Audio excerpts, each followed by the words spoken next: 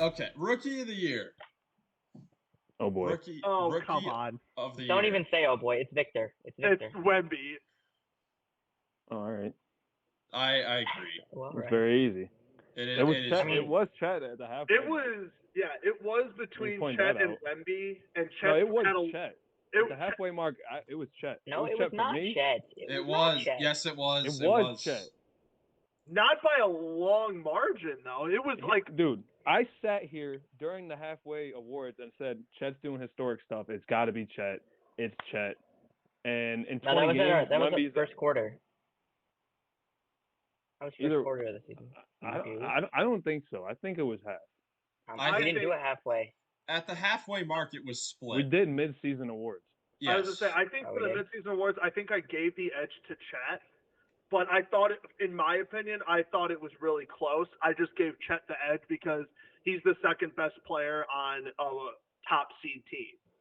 Which, like, as that's a just how rookie, it- is unheard of. As a rookie is insane. You've got to give him props for that. And again, he's having a great year.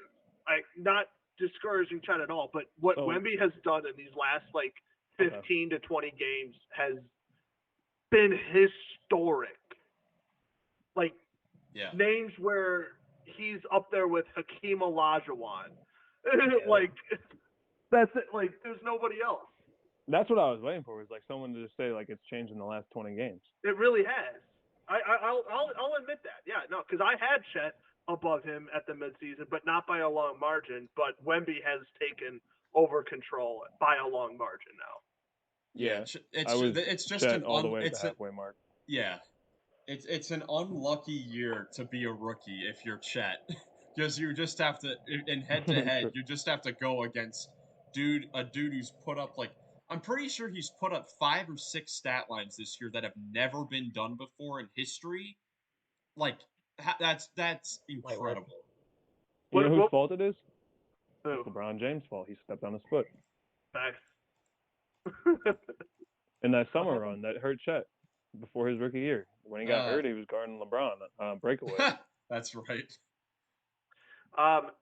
Remember, I think it was earlier in the season, we were talking about who is the next player to have a 5x5, and that was Wemby. It was Wemby.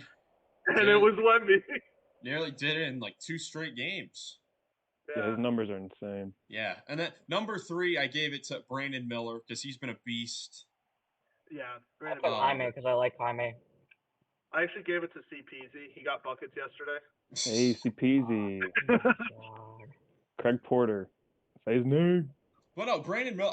I think maybe one of these episodes later we might do an episode talking about the teams that aren't in the postseason hunt, since we'll be talking about the playoff teams for months on end.